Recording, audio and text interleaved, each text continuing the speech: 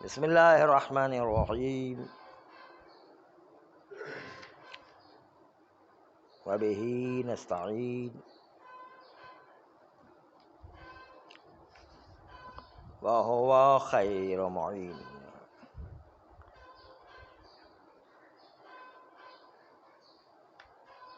وہ لوگ جو دلیل پیش کرتے تھے اس بات پر کہ غیر معقول اللحم حیوانات کا پیشاب اور ٹوائلٹ جو ہے بیچنے کی اجازت نہیں ہے،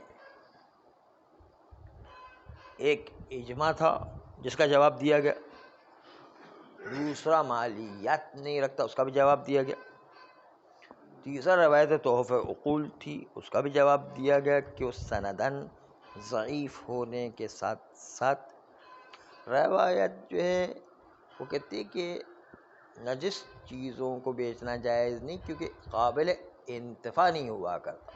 بس اس سے پتہ چلتا ہے کہ جو قابل انتفاع ہے اس کو روایت تحفہ العقول نے منع نہیں کیا ہے۔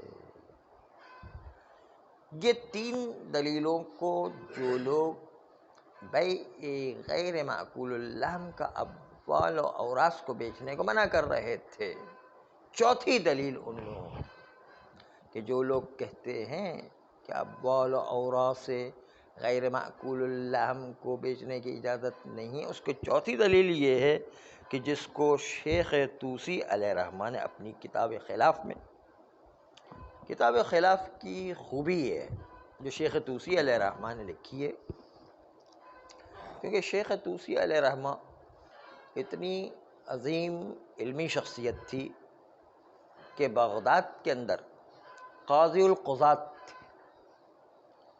قاضی القضات کا مطلب یہ ہے کہ وہ سب کے قاضی تھے، شیعہ، سنی، مالکی، حنفی اور حنبلی، سب کے جو ہے قاضی القضات، اور سب کی فقہ پر ان کو اتنا عبور حاصل تھا، سب کی فقہ پر اتنا عبور حاصل تھا کہ تمام کے تمام فقہ والے ماہرین شیخ طوسی سے پوچھنے آتے تھے کہ اس کا کیا حل ہے، اور شیخ طوسی گھما پھرا کر اس طرح سے بیان کرتے تھے کہ بالآخر شیعوں کا نظریہ ثابت ہو جایا کرتا۔ یہ ان کی ہوشیاری تھی کہ ساری فقہوں کو لے کر کے آخر میں آ کر شیعوں کی فقہ کو ثابت کیا کرتے کہ یہی صحیح ہے۔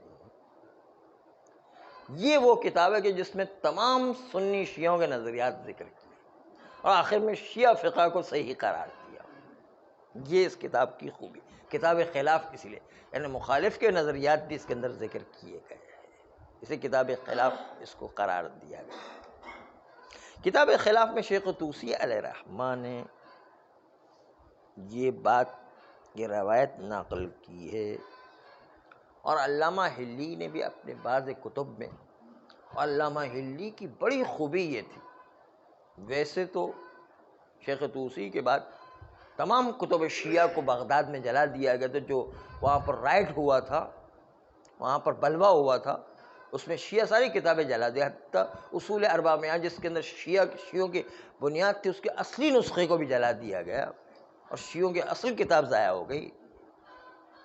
لیکن اس کے باوجود علامہ حلی نے دیکھا کہ اگر اسی طریقے سے رکھا جائے گا تو شیعہ مذہب جو ہے کمزور ہو کر کے پوری شیعہ تاریخ کی جتنی بھی کتابیں تھیں، شیعہ جو ہے فقہ کی جتنی کتابیں تھیں، روایات تھیں، سب کو مختلف جگہوں سے شیخ علامہ حلی نے جمع کیا اور شیعہ مذہب کو پھر مضبوطی عطا کی۔ یہ علامہ حلی کا ایک بڑا کمال تھا۔ دوسرا، ایران کی مملکت جو کٹر اہل سنت تھے ان کو جو ہے علامہ حلی نے شیعہ کر دیا۔ اس ایک بندے کی جدوجہد ایسی تھی کہ پوری مملکت کو اس نے الٹ کر کے رکھ دیا اور سنی کو شیعہ بنا دیا۔ ایک بندے کی طاقت دیکھیں کتنی ہوتی ہے، آپ سوچیں کہ ایک بندے کی طاقت کتنی ہوتی ہے۔ خالی شروع سے جو ہے، البتہ شروع سے انہوں نے یہ کام کیا تھا کہ قرآن حفظ کیا ہوا تھا، اس لیے جو ہے قرآن کے ذریعے سے دوسروں کو دلیل دیتے جس کے نتیجے میں کوئی علامہ حلی کے آگے ٹھہر نہیں سکتا تھا، کوئی مناظرے میں علامہ حلی سے جیت نہیں سکتا تھا، کیونکہ قرآن کی طاقت بھی تھی اور علم میں بھی مجتہد تھے بارہ، اس لیے اس کے سامنے کون ٹھہر سکتا ہے۔ تو علامہ ہلی کے سامنے کوئی نہیں ٹھہر سکتا. حتیٰ یہ کہ پورا اہل سنت کا پورا مجمع علماء کا آگے، بادشاہ کا دربار بھر گئے، پورے دربار کے اندر اکیلے تمام سنی علماء کا اکیلے نے مناظرہ کیا اور قرآن کی روح سے ان کو ثابت کر دیا کہ شیعہ مذہب صحیح ہے، اور چیلنج بھی کیا جس کو کوئی سوال کرنا آ کر کے سوال کر سکتا ہے. پوری مملکت سنی میں کوئی بھی آ کر کے سوال کرے، سب کا جو قانع کنندہ بادشاہ کے سامنے جواب دیا. اور پھر بغداد کی جامع مسجد کے اندر تقریر کے اندر جو ہے کھلے عام جو ہے اعلان تھا کہ جس کو کوئی بھی سوال نماز کے بعد بھی کوئی سوال ہو تو آ کر کے پوچھ سکتے. اور اس کے نتیجے میں سوال کرنے والوں نے سوال کیا، اس کے بعد جو ہے ایسے قانع کنندہ جواب دی جس کے نتیجے کے گروہ در گروہ جو ہے لوگ شیعہ ہونے لگ گئے. یہ ایک آدمی کا کمال تھا.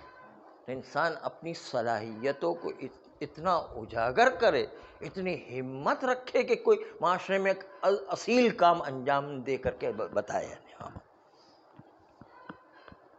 تو شیخ طوسی کا اپنی جگہ پر کمال تھا، تو علامہ ہلی کا اپنی جگہ پر، دونوں اپنی اپنی جگہ پر شیعوں کے ستون قرار پائے. علامہ ہلی بھی اپنی بعض کتب میں ایک روایت کو نقل کرتے ہیں شیخ طوسی کے علاوہ کہ ان اللہ اذا حرم شیئا حرم ثمنہ، اللہ جب کسی چیز کو حرام قرار دیتا تو اس کے پیسے بھی حرام ہیں. بس جب جو ہے بول اور غایت اس کو حرام قرار دیا ہے تو اس کے پیسے بھی حرام ہیں. چونکہ اموال جمیع جہات سے حرام ہیں یا اکثر منافع کے لحاظ سے حرام ہیں، اس لیے کہا جا سکتا ہے کہ اللہ نے بول کو حرام قرار دیا علی وجہ الاطلاق، تو اس کے پیسے بھی حرام ہوں گے. اس روایت سے اس طرح استدلال کیا گیا کہ پیشاب کو بیچ کر پیسے کمانا حرام ہے، غیر معقول اللہ. یہ روایت اگرچہ کہ بعض کتب شیخ اور بعض کتب علامہ میں ہے، لیکن آغائے خوئی اس روایت پر چند جہات سے اشکال وارد کرتے ہیں اور کہتے ہیں کہ نہیں، ہم نے ان دونوں کتابوں کے اندر روایت کو تو دیکھا، شیخ طوسی کی کتاب خلاف اور علامہ کی بعض کتابوں کے اندر ہم نے دیکھا، لیکن اس روایت کا ماخذ و بنیاد کہاں پر ہے، اصلی دلیل کہاں سے چلی، روایت چلی کہاں سے؟ ماخذ جو ہے کچھ نہیں ہے، ماخذ زیرو ہے. یہ اشکال خوئی کا ہے، لیکن اس کی تفصیل ملاحظہ فرمائیں گے. کہتے تفصیل یہ ہے کہ آخوئی کہتے ہم نے بہت تتبع شدت کے ساتھ اس روایت کے سلسلے میں کیا کہ ہمیں اس روایت کا ماخذ مل جائے کہ کہاں سے یہ روایت چلی ہے. ہم نے اپنی ساری کتب احادیث میں اس روایت کو تلاش کرنے کی کوشش کی، کسی ہماری حدیث کی کتاب میں یہ روایت موجود نہیں، کسی معتبر کتاب میں ہماری روایت نہیں موجود ہے، اور نہ کتب عامہ میں سے کسی کتاب کے اندر یہ حدیث موجود نہیں ہے. عامہ کے وہاں پر بھی حدیث موجود نہیں، تو پھر یہ آئی کہاں سے ہے؟ کہتے ہیں ہاں آئی کہاں سے وہ بتا رہے ہیں. یہ دونوں شیعہ سنی دونوں کی کتابوں میں یہ حدیث موجود نہیں ہے. ہاں ہم نے اس حدیث کو پایا ہے مسند احمد میں، جہاں پر آقا احمد کی مسند نے اس روایت کو ایک جگہ پر ابن عباس سے شحوم کے باب کے ذیل میں ذکر کے، شومیل چربی کھانا جائز ہے، اگر دمبے کی چربی کو کاٹ لیا جائے تو اس کو کھانا جائز ہے نہیں، اس چربی کے ضمن میں ذکر کیا ہے. چربی جو ہے نجس ہوگی یا نہیں ہوگی، چربی کھانا جائز ہے جائز نہیں ہے، اس کے ضمن کے اندر جو ہے وہ ذکر کیا ہے. تو وہاں پر چربی کے ضمن میں ذکر کیا ہے اور کہا کہ جس حیوانات کو کھانا جائز نہیں ہے، جس لفظ کو سنیے گا، جس حیوانات کو کھانا جائز نہیں ہے اس کے پیسے بھی جائز نہیں ہیں۔ جس حیوانات کو کھانا جائز نہیں، اس کو پیشاب اور اورات سے کیا تعلق ہے؟ وہاں تو حیوانات کا تذکرہ چل رہا ہے کہ حیوانات کون سے کھانا جائز ہے، کون سے کھانا جائز نہیں۔ اس روایت کا تو ہمارے مطلب سے اصلا تعلق ہی نہیں ہے۔ اصلا وہاں تو جو ہے حیوانات کے کھانے کی بات ہو رہی ہے کہ چربی کھانا جائز ہے، چربی کھانا جائز نہیں ہے۔ وہاں تو جو ہے اوراس و ابوال کی بات ہی نہیں چل رہی ہے اصلا۔ اس لیے یہ روایت اصل میں تو ہمارے مطلب سے بالکل مربوط ہی نہیں ہے اصلا۔ پہلی بات تو یہ ہے۔ دوسری بات یہ کہ ظاہر روایات جو اس روایت کے ضمن احمد کی مسند میں ذکر کیا ہے، خود احمد نے اپنی مسند میں ایک اور جگہ ایک لفظ کو بھی بڑھا دیا ہے۔ ابھی کیا تھا؟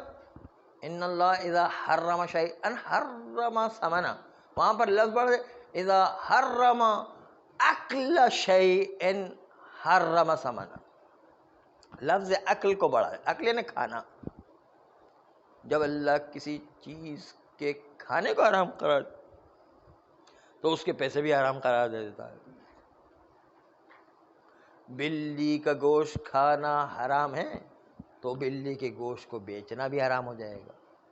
کتا کھانا حرام ہے تو کتے کا گوشت جب حرام ہے تو اس کے پیسے بھی حرام ہو جائیں گے مثلا۔ تو یہ مطلب وہاں پر بیان کیا گیا۔ احمد کی مسند میں اس بات کو ذکر کرتے ہوئے کہ کھانا حرام ہو، کھانے کا لفظ وہاں پر ذکر، اس لیے جو ہم پہلے کہہ رہے تھے کہ یہ روایت ہمارے مطلب سے خارج ہے، اس میں عقل کا لفظ تو اور بھی زیادہ واضح ہے کہ ہماری بحث سے بالکل مربوط نہیں ہے یہ روایتیں۔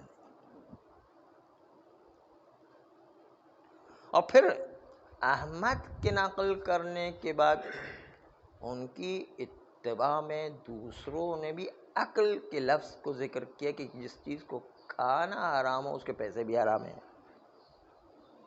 سمجھ بس متن روایت سے تو پتہ چل رہا ہے، سمجھ متن روایت سے تو پتہ چل رہا ہے کہ روایت کا ہماری بحث سے کوئی تعلق ہی نہیں ہے، کہ ہماری بحث سے خارج ہے۔ سمجھ جب ہماری بحث سے خارج ہے تو متناً ہمارے معنی نفی سے اس روایت کو خارج کر دیا جائے گا۔ یہ اشکال دوم تھا آغا خوئی پر، شیخ طوسی کی روایت اور علامہ حلی کی روایت پر۔ اور اشکال سوم آغا خوئی کا یہ کہ یہ روایت جو مسند احمد میں ذکر ہوئی پہلے، اس میں راوی ابن عباس سے روایت کرتے ہیں۔ ابن عباس وہ راوی ہے کہ جو شیعہ سنی دونوں کے وہاں پر معتبر ہے، کیونکہ وہ امیر المومنین علیہ السلام کے شاگرد تھے، تفسیر ساری ان کی ابن عباس سے آئی ہے۔ ابن عباس جو ہے معتبر راوی ہے سنی شیعہ دونوں کے نزدیک۔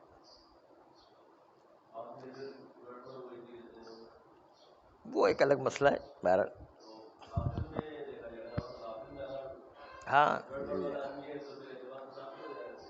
وہ قابل بحث ہے، ابھی فی الحال جو ہے شیعہ سنی دونوں کے یہاں پہ معتبر مانا جاتا ہے، ایک الگ مسئلہ ہے۔ راوی ابن عباس ابھی اہل سنت کی روایت نقل کریں کہ احمد ابن مسند میں جس نے ابن عباس سے روایت کی ہے، تمام کی تمام یہ روایت جو ابن عباس و غیر احمد ابن مسند احمد سے اور غیر مسند احمد سے جو روایت آئی ہے وہ ابن عباس سے آئی ہے۔ اور ابن عباس سے روایت کرنے والا شخص برکت نام کا راوی ہے، جس کی کنیت ابن ولید تھی۔ اور برکت جو ہے وہ ایک اور راوی سے نقل کرتے ہیں جن کا نام ہے خالد، اور وہ ایک ہی راوی ہے خالد جس سے روایت کی گئی ہے. تو راوی جب منفردن نقل کرتا ہے، یکی نقل کرتا ہے، اکیلا اکیلا جب نقل کر رہا ہوتا ہے تو اس روایت کی سند اس میں ضعف پیدا ہو جایا کرتا ہے. اگر بالفرض خود راوی معتبر بھی ہو تو اس کے اندر جو ہے وہ روایت میں سند کے اندر خدشہ پیدا ہو جایا کرتا ہے. بس اس لیے جو ہے خالد مسند ابن احمد نے خالد سے، خالد نے برکت سے یعنی ابن ولید سے، اور انہوں نے ابن عباس سے، اور ابن عباس نے نبی اکرم صلی اللہ علیہ وسلم سے کہ قال، پیغمبر نے فرمایا لعن اللہ الیہود، اللہ یہودیوں پر لعنت کرے، حرم علیہم الشحوم، ان پر چربی کو حرام قرار دیا گیا تھا. فباؤوہا، انہوں نے اس چربی کو بیچا. فاکلوا اسمانہا، تو انہوں نے اس چربی کے پیسوں کو کھایا. وان اللہ اذا حرم علی قوم شیئا، جب اللہ کسی قوم پر ایک چیز حرام قرار دیتا، حرم علیہم ثمنہ، تو اللہ اس کے پیسوں کو بھی حرام قرار دیتا. یہ روایت تھی جو شحوم کے بارے میں تھی. تو اس کا پیشاب اور اوراس سے اور فضلات سے کیا تعلق؟ اس کا تو جو ہے چربی سے تعلق ہے، اس کا تو جو ہے کسی اور سے تعلق نہیں. اس روایت کو ہمارے معنی نفی سے کیوں ملا رہے ہیں؟ اس روایت کا ہم سے کوئی تعلق نہیں ہے. ہاں، روایت کو دمیری نے فی حیات الحیوان نام کی کتاب کے اندر ذکر کیا، لیکن لفظ عقل کو ساقط کرتے ہوئے، کھانے کو ساقط کرتے ہوئے، اور اس روایت کو ابن داود کی طرف نسبت دیا ہے. لیکن یہ بھی روایت خطا ہے، کیونکہ موجود اس روایت میں سنن ابن داود سے جو مشتمل ہے، جو ابن داود کی روایت سے لیا گیا، اور ابن داود کی روایت میں خود میں لفظ عقل موجود ہے. کھانے کا لفظ خود ابن داود کی روایت میں، جس سے دمیری نے لیا تھا ابن داود سے، ابن داود کی روایت میں خود عقل کا لفظ موجود ہے. بس روایت جس کے ذریعے سے استدلال کے اس مقام میں اس کا کوئی ماخذ نہیں ہے اور معنی نہیں ہے کہ ہم ابوال غیر معقول اللحم کو بیچیں، اور بیچنے میں کوئی رکاوٹ نہیں. یہ روایت جو پیش کی گئی اس کا کوئی ماخذ نہیں ہے، اس لیے اس کو بھی قابل قبول نہیں مانا گیا ہے. تو یہ بات آ گئی کہ پیشاب میں خرید و فروخت کرنے کی اجازت ہے، غیر معقول اللحم. اس پیشاب کو آپ پارک کو پانی پلانے کے لیے استعمال کر سکتے، باغات کو پانی پلانے کے لیے استعمال کر سکتے، کھیتوں کو آباد کرنے کے لیے استعمال کر سکتے، ٹرک کے ٹرک بھر کر کے لے جائیں اس کو استعمال کریں، پورے ٹرک بیچے جا سکتے ہیں. دوسری طرف سے اب فضلات کی بات ہے کہ فضلات غیر معقول اللحم کو بیچنے کی اجازت ہے یا نہیں. اس کو بھی کھاد بنا کر کے استعمال کیا جا سکتا ہے. کہتے ہیں کہ فضلات کا حال اسی بحث کے درمیان آپ کو پتہ چل گیا کہ نجاست اور عدم بیع میں کوئی ملازمہ نہیں. ہو سکتا ہے ایک چیز نجس ہو، بیچنے کی اجازت ہو. جب پیشاب میں اس طرح ہے تو اوراس میں بطریق اولا، کیونکہ اوراس جو ہے وہ کمتر ہے اس ابوال کی نسبت سے. تو مقتضی قاعدہ یہ ہے کہ جس سے بھی فائدہ محللہ مقصود عرفیہ حاصل ہو سکتا اس کو بیچنے کی اجازت ہے. چونکہ ان فضلات سے کھاد بنا کر باغات میں استعمال کرنا فائدہ عرفیہ محللہ ہے، تب بیچنے کی اجازت ہونے میں کیا منع ہے؟ دیکھا آپ نے، یہ استدلال تو ایسا استدلال ہے کہ بچہ بھی اس کو سمجھ سکتا ہے. جو ہے کم فہم میں انسان اس کو سمجھ سکتا ہے کہ بچے فائدہ موجود ہے عرفان، اور جو ہے وہ عقلا خامخواہ تو پیسہ نہیں خرچ کرے گا، وہ پیسہ دے رہا ہے اس کا مطلب اس کو کوئی فائدہ اس کو نظر آ رہا ہے تبھی تو، اور فائدہ بھی ایسا ہے کہ شریعت نے اس کو حلال قرار دیا، پھر کیوں حرام ہونا چاہیے؟ یہ باغات کو کھاد کے طور پر فراہم کرنا، کھیتوں کو فراہم کرنا، پارک کو فراہم کرنا، اس میں کون سا حرام کام ہے؟ اور اگر کوئی پارک میں بیٹھ کر نجس ہو جاتا ہے، یا وہ جو ہے پارک کو پانی پلانے والے باغبان ہوتے ہیں وہ نجس ہو جاتے ہیں، تو انسان کو اپنے آپ کو نجس کرنا کوئی حرام کام تھوڑی ہے۔ ٹھیک ہے، بعد میں اپنے آپ کو جو ہے غسل کر کے پاک کر لیں گے، اس میں کیا کام ہے؟ خالی نجس ہو جانے کی وجہ سے تھوڑی کوئی جو ہے انسان کے لیے ایک فائدہ حلال جس چیز میں رکھا گیا اس حلال فائدے کو جس میں شریعت منع بھی نہیں کر رہی ہے تو اس کو کیوں بیچنے کی اجازت نہیں ہونا چاہیے؟ ہاں، گٹر کو صاف کر کے بھی استعمال کیا جا سکتا ہے، بالکل۔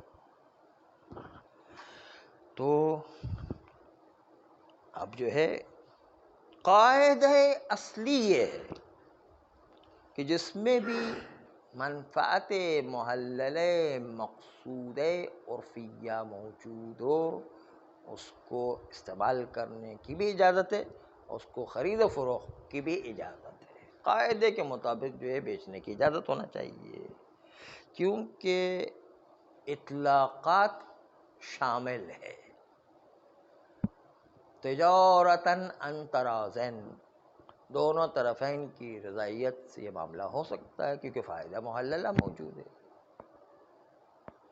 احل اللہ البیع، اللہ نے بیع کو حلال قرار دیا ہے، بیع ہو رہا ہے، خرید و فروخت ہو رہی، وہ بھی اس کا فائدہ سمجھ رہا ہے، یہ بھی فائدہ لے رہا ہے، تو کوئی حرج نہیں ہے۔ تو جتنے بھی اطلاقات والی دلیل آیات اور روایات کی تھی وہ سب کے سب اس کو شامل ہے۔ اذن لا یحل امرئ، جب بھی جو ہے کوئی بھی معاملہ کرے عن طیب نفس ہی، کہ انسان کے دل کی رضامندی سے ہونا چاہیے، تو دل کی رضامندی سے معاملہ ہو رہا ہے، کون سا جو ہے وہ زبردستی سے معاملہ ہو رہا ہے؟ آپ کو تھوڑی کوئی جو ہے زبردستی کہہ رہا ہے کہ آپ فضلات کو خریدیں۔ آپ کو اگر پارک کو آباد کرنا ہے، آپ کو کھیتوں کو آباد کرنا ہے، آپ کو باغات کو آباد کرنا ہے، تو آپ لے جائیں سستے داموں سے، کھاد کے طور پر استعمال ہوگی یا نہیں۔ بس اس لیے جو ہے یہ تو تھی قاعدے کی بات۔ آئیے روایات کو دیکھیں کہ روایات کیا کہہ رہی ہے۔ ادھر روایت جس مقام پر وارد ہوئی ہے بیع غایت کے سلسلے میں عدت و روایات، ہمارے پاس متعدد روایتیں موجود ہیں غایت کو بیچنے کے سلسلے میں، فضلات کو بیچنے کے سلسلے میں۔ دو روایتیں پیش کریں گے حرام کی اور دو روایتیں پیش کریں گے حلال کی۔ آپ کو دونوں پر غور کرنا ہے، پھر اس دونوں کو جمع کیسے کیا جائے۔ اصل کام ہے جمع کر، مجتہد کا کام ہے روایات کو جمع کر کے نتیجہ نکالنا حاصل، اس لیے دونوں روایتوں پر، دونوں قسم کی روایتوں پر آپ کو غور کرنا ہے۔ پہلی روایت یعقوب ابن شعیب عن امام صادق علیہ السلام، جس میں کہا سامان العذرات من السہر، سہتے، کہ جب فضلات کو بیچا جائے تو اس کے پیسے حرام ہیں، یہ پہلی روایت چھٹے امام کی۔ دوسری روایت جو ہے وہ رسول اللہ سے دائم الاسلام میں روایت آئی ہے کہ نہا عن بیع العذرات، پیغمبر نے عذرا کو بیچنے سے منع کیا، اور ظاہر نہیں معاملات کے اندر ارشاد بطلان معاملہ ہے کہ معاملہ باطل ہے اور عذرا کو بیچا نہیں جا سکتا۔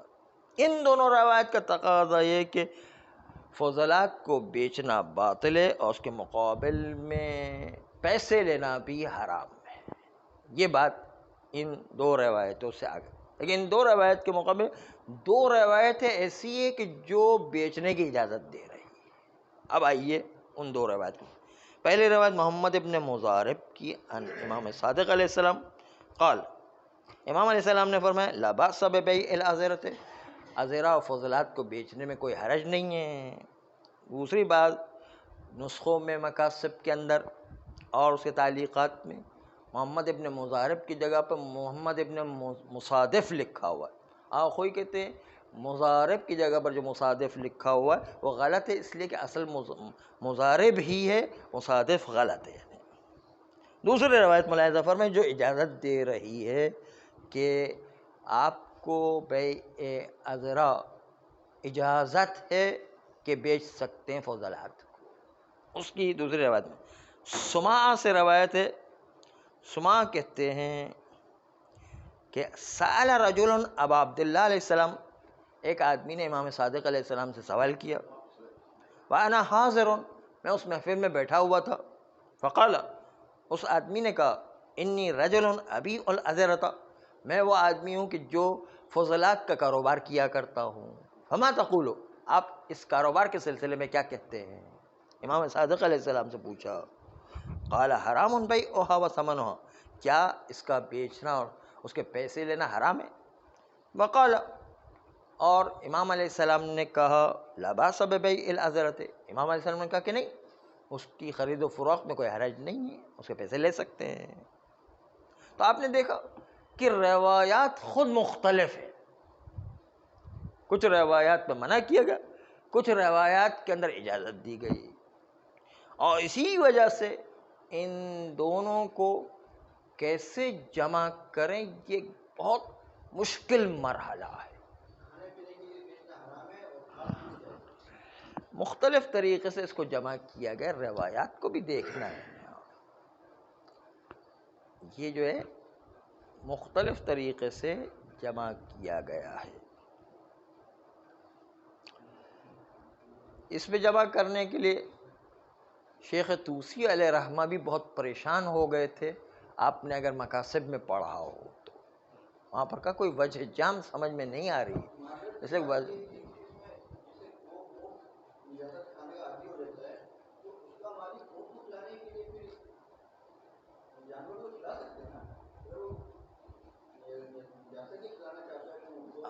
جانور جب جلال ہو گیا تو اس کا گوشت حرام ہو جایا کرتا ہے۔ کیا فضلات خریدنا یا اونٹ کو خریدنا؟ فضلات خریدنا جو ہے وہ جو ہے منافع حلال کے لیے، نہیں کہ منافع حرام کے لیے۔ یہ کھلانا جو ہے اس کو عادی بنائیں گے تو اس کے نتیجے کے اندر حرام گوشت ہو جائے گا، پھر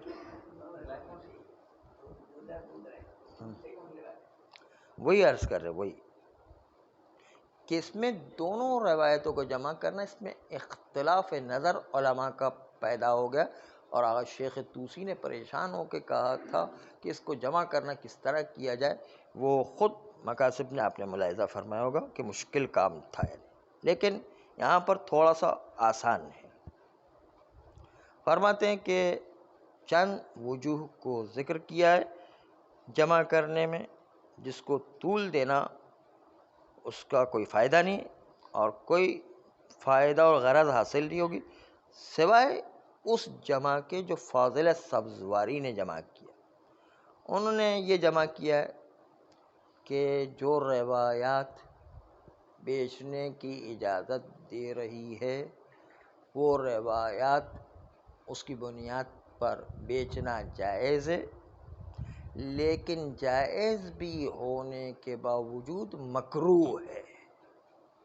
جائز ہے لیکن مکروہ ہے، جائز ہے لیکن کراہت والی روایت نہیں سے استفادہ کرتے ہوئے کراہت پر عمل کریں، یعنی جو روایت منع کر رہی ہے اس کو کراہت پر حمل کریں کہ اس کو بیچنا اچھا نہیں ہے، لیکن کوئی بیچتا ہے جائز منافع کی سے شرعاً اجازت ہے، اسی لیے کہا گیا کل مکروہ جائزون، ہر مکروہ،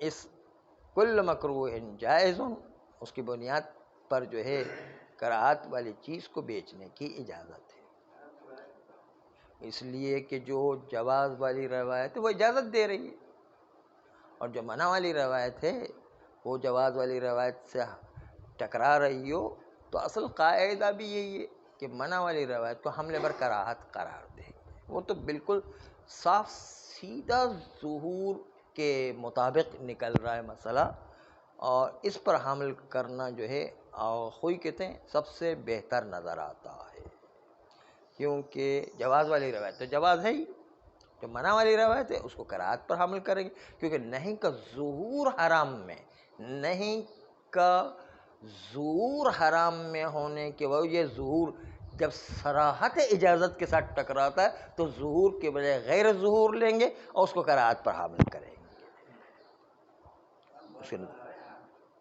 بس اس لیے جو ہے بیچنے کی اجازت ہے لیکن کراہت کے ساتھ،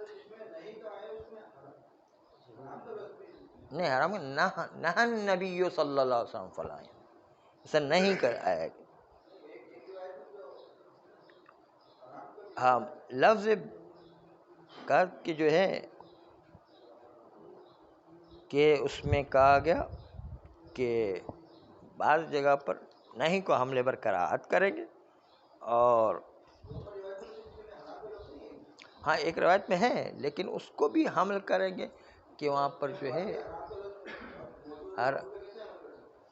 حرام کے لفظ کے ساتھ ساتھ نہیں کا لفظ بھی ہے، تو دونوں کی تو اس لیے جو ہے جائز سے جب ٹکراتا ہے تو حمل کی گنجائش پیدا ہو جاتی ہے، اور اس کی بنیاد پر حملے بر کراہت کریں گے، اور حملے بر کراہت کے نتیجے میں اصل نتیجہ نکلا ہوگا کہ بیچنا بھی جائز ہے اور استفادہ کرنا بھی جائز ہے، اس کو استعمال کرنا بھی کسی منافع حلال میں جائز ہے، لیکن ایک قاعدہ یاد رہے کہ منفعت مقصود عرفیہ محللہ میں استعمال ہونا چاہیے، عرف کے نزدیک مقصود ہو اور حلال کام میں ہو، اور وہ منفعت ایسا ہو کہ جو عرفاً رائج بھی ہو، تو ایسے کاموں میں استعمال کرنے کی اجازت ہے، اور استعمال کی بھی اجازت ہے اور اس کو بیچنے کی بھی اجازت ہے، کیونکہ اس منفعت